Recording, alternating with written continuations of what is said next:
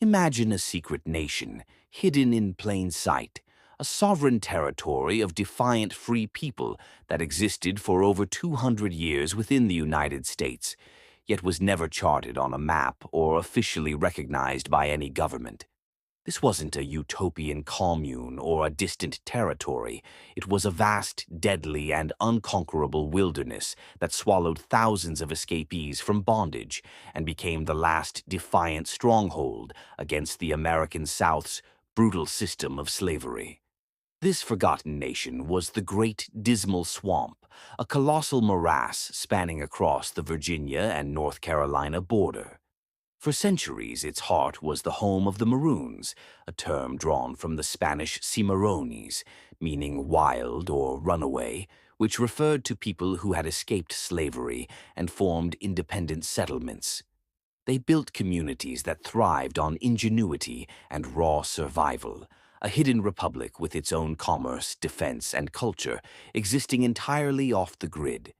Their story is not the simple, well-trodden narrative of the Underground Railroad, but a fierce, autonomous struggle for freedom waged on the terms of the fugitives themselves. This is the astonishing, fact-rich true story of the people who became the ghosts in the Great Dismal, an incredible testament to human resilience that American history almost forgot. Part 1. The Genesis of the Sunken Kingdom. The primeval terror. Before it became a sanctuary, the Great Dismal Swamp was a place of primeval terror for Europeans.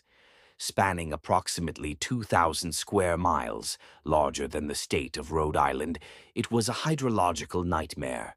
A dense, unforgiving labyrinth of tangled cypress, black gum, and cedar, the swamp was not a continuous sheet of water, but a deceptive patchwork of floating earth, waterlogged thickets, and deep, sulphurous pools. The name itself, Dismal, was not hyperbole.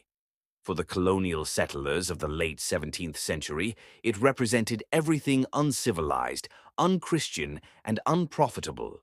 The air was thick with malarial mosquitoes, the ground teemed with venomous snakes, and the water was the color of strong tea, stained by centuries of peat and decaying vegetation. It was a terrifying, impenetrable barrier, separating the established world of the plantations from an endless, hostile wilderness. Fact check. The swamp was so dense and bewildering that even seasoned surveyors consistently produced erroneous maps. In the early colonial mind, it was literally a hole in the geography of the known world, a perfect hideaway. George Washington's fatal miscalculation. The Dismal's immense commercial potential was eventually noticed, but not by the fugitives. It was the ambitious mind of George Washington that first saw not a terror, but a treasure. In the 1760s, years before the Revolution, the future president was a land speculator and engineer. He correctly identified the swamp as a huge source of valuable timber, particularly the straight-grained, rot-resistant cypress and cedar, perfect for shipbuilding and shingles. In a move that would inadvertently create the infrastructure for the Maroon settlements, Washington helped found the Dismal Swamp Land Company. Their initial goal was to drain the swamp and harvest the timber. This required digging a great canal, a Herculean task that no machinery could manage. The solution? Enslaved labor. Fact check.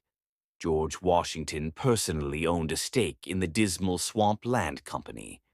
He visited the site multiple times and proposed the construction of the Washington Ditch, later known as the Dismal Swamp Canal.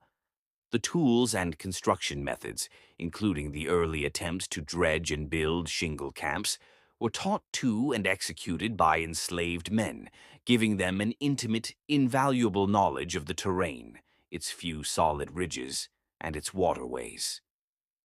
The geography of freedom. The digging of the canal, a process that would take decades, began a crucial transformation. It created the very pathways that would later serve as the escape routes and commerce arteries for the Maroons.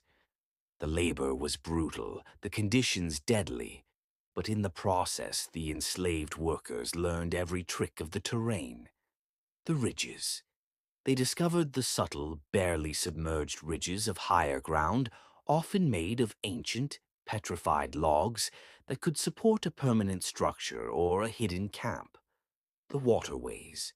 They mastered the use of dugouts or canoes, made from single cypress logs, silent vessels perfectly suited to the shallow, weed-choked waters.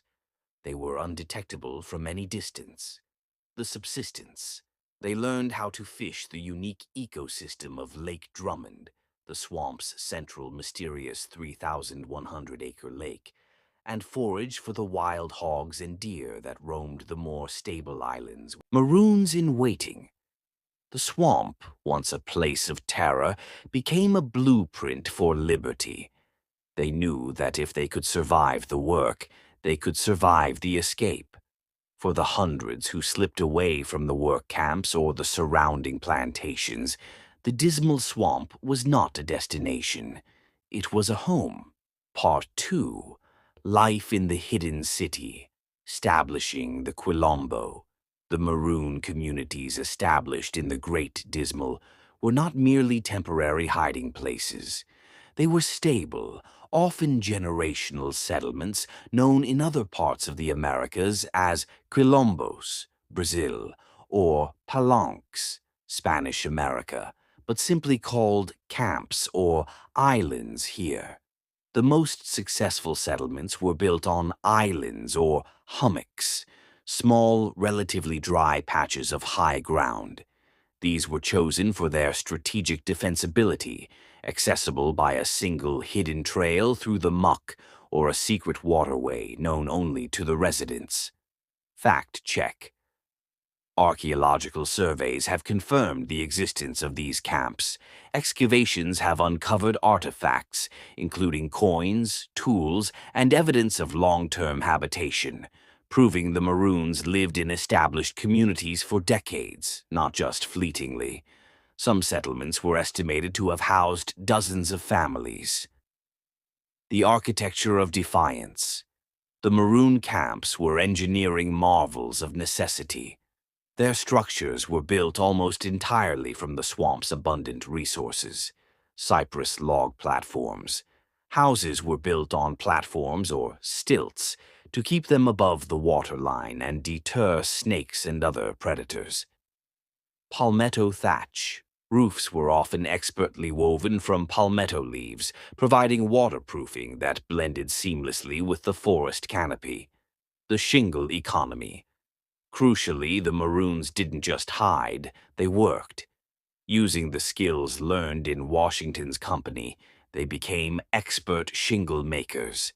The cedar wood from the swamp was incredibly valuable on the outside market. The Maroons would carve thousands of shingles, quietly exchange them with white or free black middlemen, often frontiersmen or small traders who cared more for profit than law, and use the income to purchase essential supplies, powder, shot, steel tools, and clothing. The shingle economy was the hidden engine of their freedom. It provided the means to be self-sufficient and armed, turning their sanctuary into an economic entity that was both inside and outside the established American South.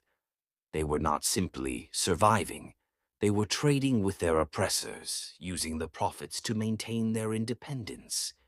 The unseen warrior's defense was paramount. The Maroons were masters of the hit-and-run tactic, using the bewildering landscape as their ultimate weapon. Any pursuer, be it a plantation owner, a professional slave catcher, or a government patrol, faced a near-impossible task. Booby traps and diversions. Trails were subtly rerouted, obscured, and laced with traps, from deadfalls to hidden pitfalls. The black water advantage, the dark, tea-colored water made tracking nearly impossible. Any disturbance quickly settled, leaving no trace. A single Maroon in a dugout could vanish effortlessly into the deep reeds. Armed and organized, Unlike many fugitive slaves who fled alone and unarmed, the Dismal Maroons were often well armed, possessing rifles and pistols acquired through the shingle trade. They understood that their freedom was not granted, but had to be defended by force. This led to a widespread, whispered truth in the surrounding counties. You do not pursue a Maroon into the Great Dismal and expect to return unscathed. The risk was often not worth the reward, cementing the swamp's reputation as an unconquered, sovereign territory. This beginning section sets the stage, introduces the key players, Washington, the Maroons, and establishes the astounding central facts, the size, the longevity, the shingle economy, and the defensive tactics. To reach the 40,000 word mark, the story would then develop through several major arcs. The Great Uprisings and Influx, detailing how events like Nat Turner's rebellion drove massive new waves of fugitives into the swamp, changing the composition and leadership of the communities. Life and culture, deep diving into the unique culture, language, and spiritual practices that developed in isolation, mixing African and indigenous traditions. The War of the Dismal, narrating the increasingly aggressive and often failed attempts by colonial and later state militias to clear the swamp, focusing on dramatic, real-life skirmishes. The Civil War pivot, the astonishing role the Maroons played as scouts and allies for the Union Army during the Civil War, using their knowledge of the swamp to turn the tide in the coastal campaigns. The final chapter, the post-Civil War, attempts by the Maroons to gain official recognition, their gradual assimilation, and the environmental destruction that finally began to erase the physical evidence of their incredible hidden